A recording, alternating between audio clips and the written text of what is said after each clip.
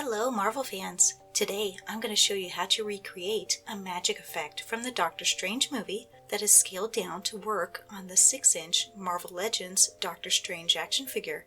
Now I know everyone has not seen the movie yet, so I'm going to be using some very generic terms in this video to try to avoid any movie spoilers. But first, a disclaimer. I came down with something on Friday night, probably the flu.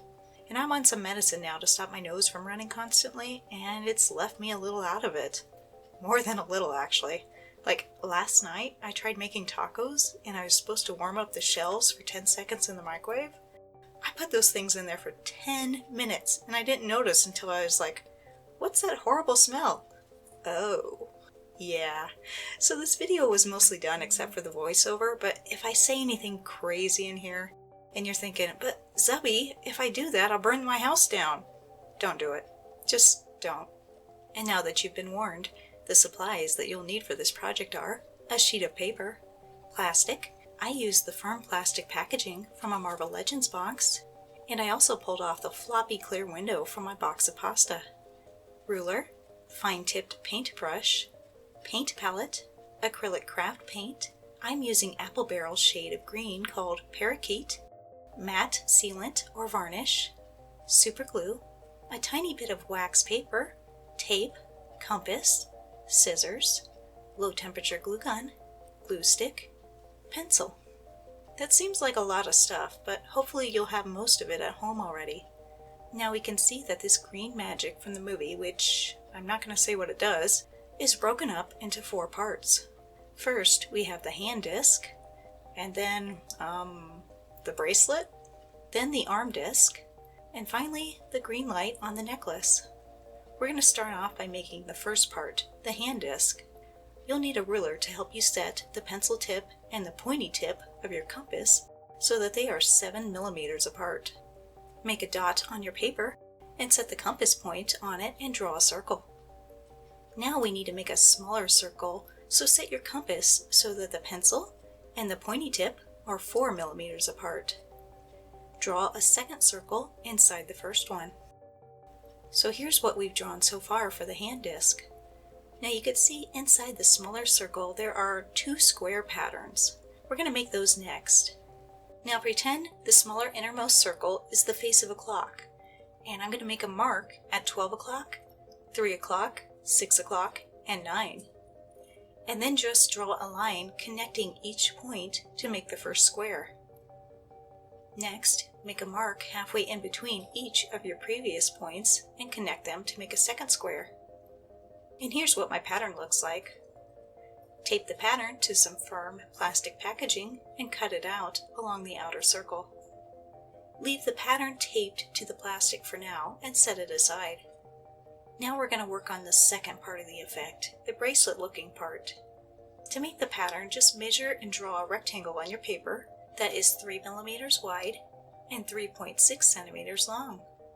Cut it out and make sure it will fit around your figure's wrist, but allow some overlap so that you'll have enough room for gluing it to itself. Next, I place my pattern to my floppy plastic from the pasta box and cut out the rectangle. For the third part of the effect, the arm disc, we're going to need our compass again. Set the pencil and the pointy tip of the compass 5 millimeters apart and draw a circle on your paper. Set the compass's pencil and tip 9 millimeters apart this time and draw a second circle that surrounds your first one. Remember how we drew those 2 squares inside the inner circle of the hand disc? We're going to repeat that step by making 2 squares in between the 2 circles on this part of the effect as well. And this is what my pattern looks like. Cut out the pattern by following the curve of the outermost circle. Tape it to some firm plastic and cut it out. We'll need to cut out that inner circle too, but the plastic is just too hard for me to punch through. So I went ahead and cut through the bottom of my circle to get to the interior and cut out the interior so I'll have a shape like, well, like a donut. Donut. That's what I'm going to call this part of the effect from now on. And I just noticed what a terrible job I did recording myself using the scissors here. Whoops. Well, use your imagination. Leave the paper pattern attached to the donut. Now we need to make sure the donut fits on Dr. Strange's arm. Mine was a little tighter than I liked, so I had to trim a little bit more away from the interior so it would fit up higher on his arm. Now we're to the fun part, painting. I recommend applying some tape to the back of your effects to attach them to a sheet of paper to prevent them from sliding all over. And use the smallest paintbrush you have. I'm using a spotter size 10/0. For the bracelet, I'm just going to paint a row of little circles along the plastic. Then I'm going to go back and place 3 dots inside each circle.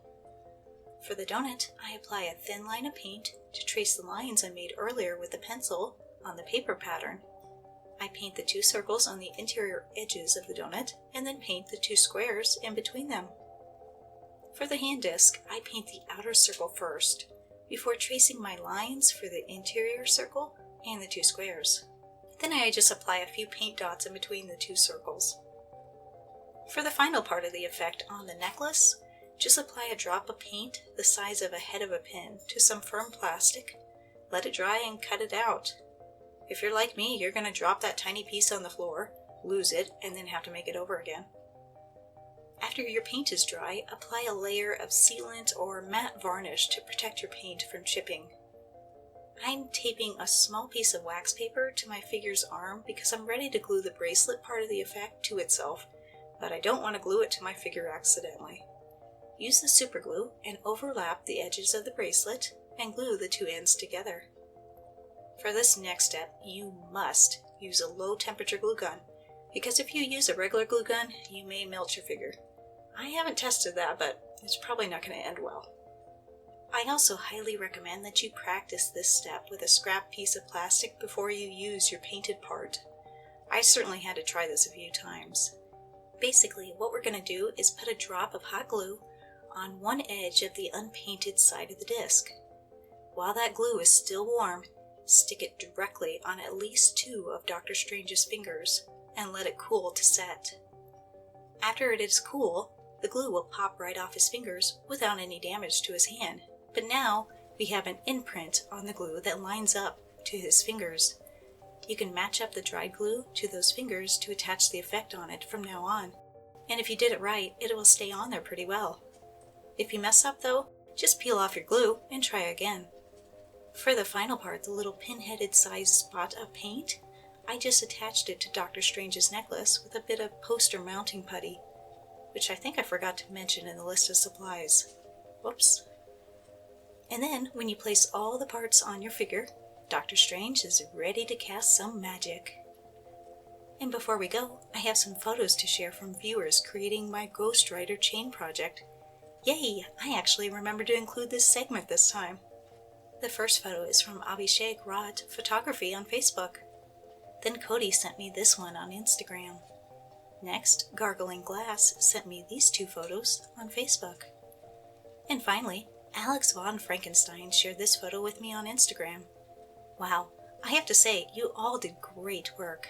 Doesn't Ghost Rider look more intimidating and, well, interesting with a chain weapon in his hands?